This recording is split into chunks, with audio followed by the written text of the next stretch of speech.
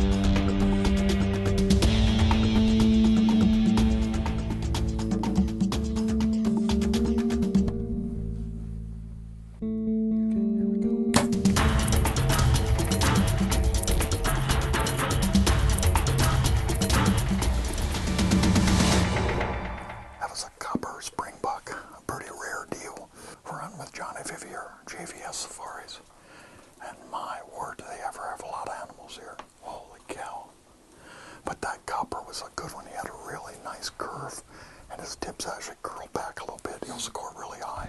Nice animal. See where he was jumping away. Mm-hmm.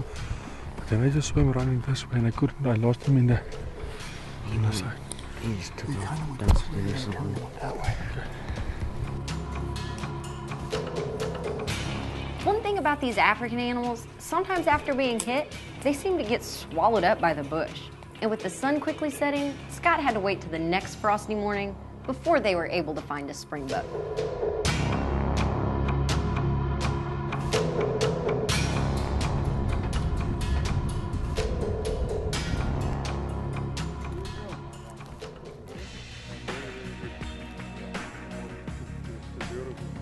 Last night, out of the blind, we had an opportunity to take this really nice copper springbuck, and it got dark and we weren't finding the blood, so it was so cold last night. It was heavy frost, and we left him with quite a bit of confidence we'd find him this morning, and sure enough, we followed up here about 150 yards and he was laying.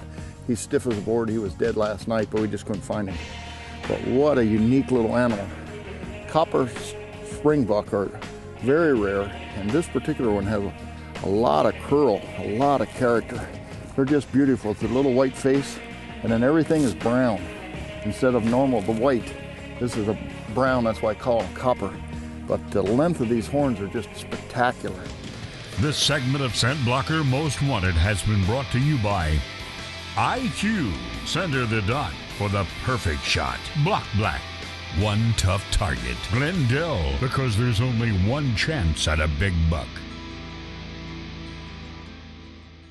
ScentBlocker Most Wanted has been brought to you by Winchester Rifles and Shotguns. Diamondback Truck Covers. It's your truck. Use it. Gilbreth's Taxidermy, the official taxidermist of ScentBlocker Most Wanted. None of our hunts would be possible without a lot of help and coordination from all of our outfitters, landowners, and guides that we work with throughout the year. Bob's first day of black bear hunting was rather quiet, but he is confident they're in the area. All of the bait sites that Larry had set up before season show activity. Unfortunately, most of it's sows and cubs. But the cuttyback on Bob's bait out in the meadow shows all boars.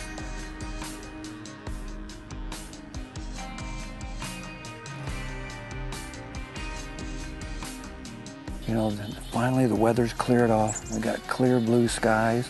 Spent all day on the lake fishing at the bass tournament here in Atikokan. Kind of the full meal deal.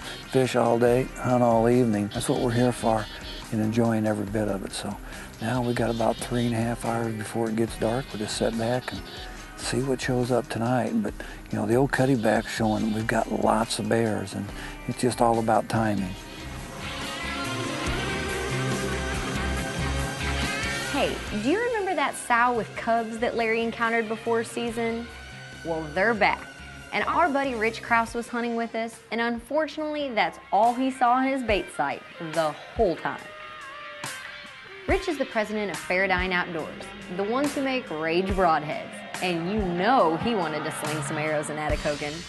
But the sow was persistent. She kept those little cubs fat and happy and didn't let any other bears near. Next year, Rich, we'll keep a stand open for you.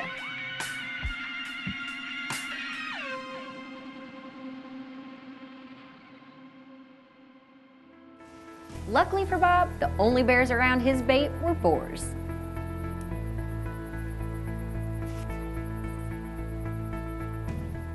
There's a bear just getting ready to come out in the opening.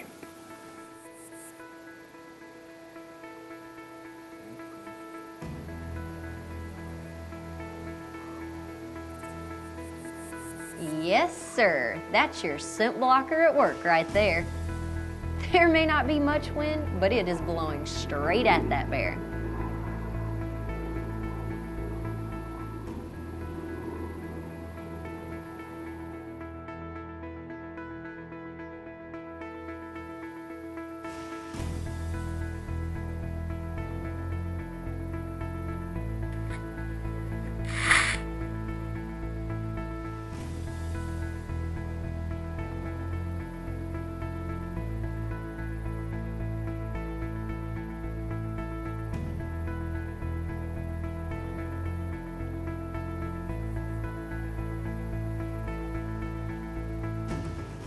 You two, way too little to shoot.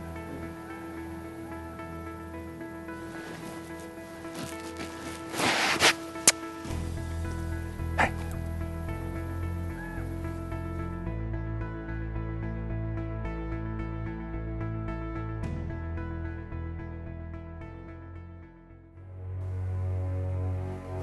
Big bear right there.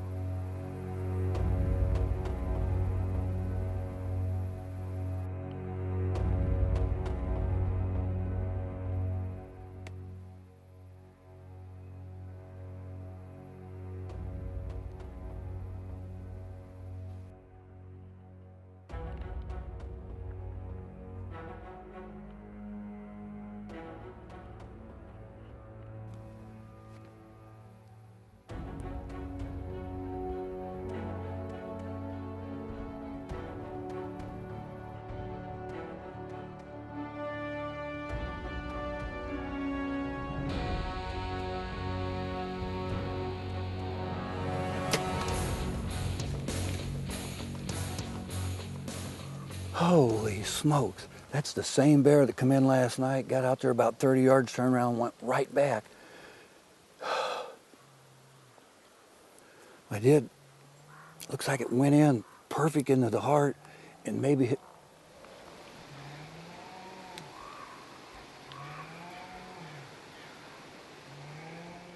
Death bellow right there.